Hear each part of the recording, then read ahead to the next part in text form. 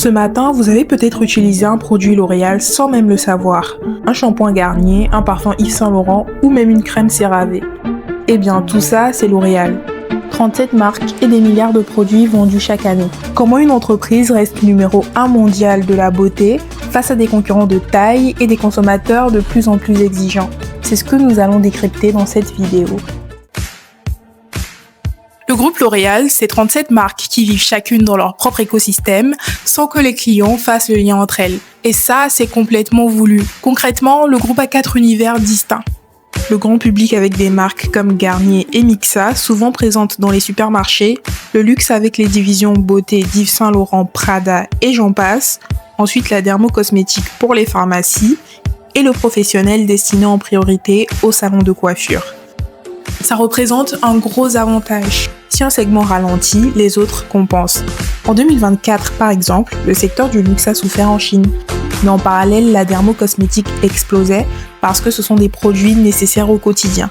Au lieu de s'embêter à tout recréer, ils ont préféré soit racheter des marques déjà connues du grand public, soit convaincre les grandes maisons de mode de leur céder leur division beauté. Voilà quelque chose que peu de gens savent.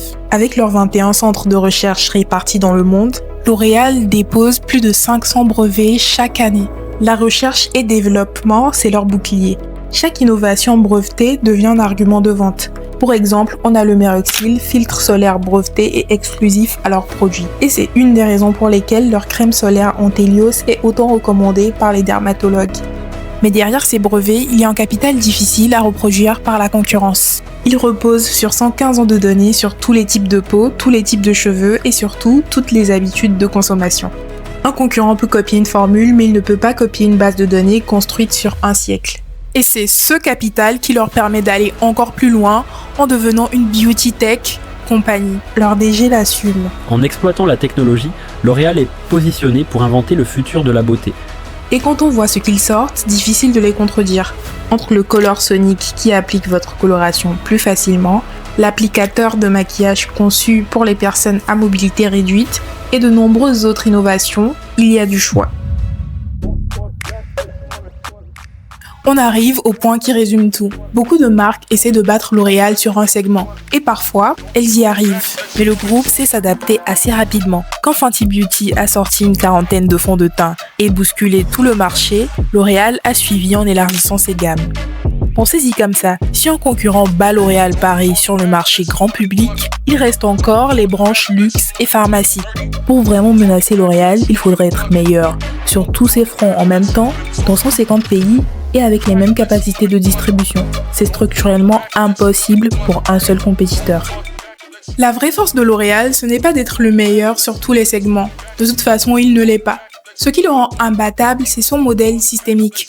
Concrètement, ce qu'une autre marque prendrait des années à construire, L'Oréal, lui, pourrait le déployer en quelques mois.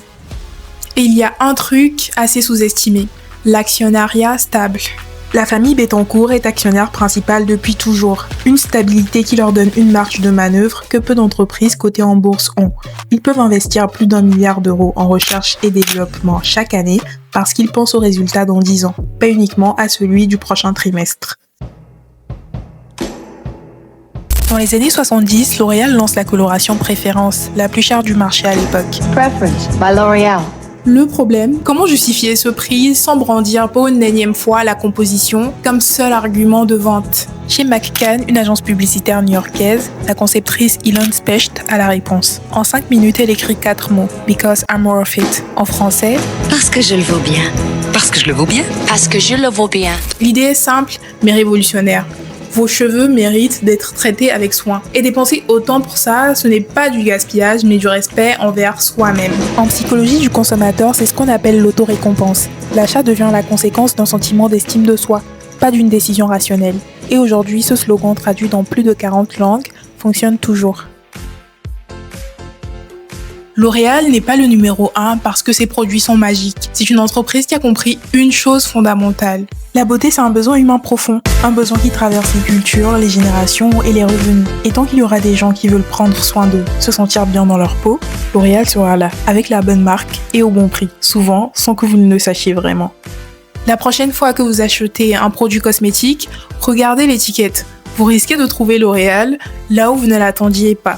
Merci d'avoir regardé cette vidéo et si vous voulez suivre mes prochains décryptages de stratégies de marque, alors n'hésitez pas à vous abonner et à activer la cloche de notification.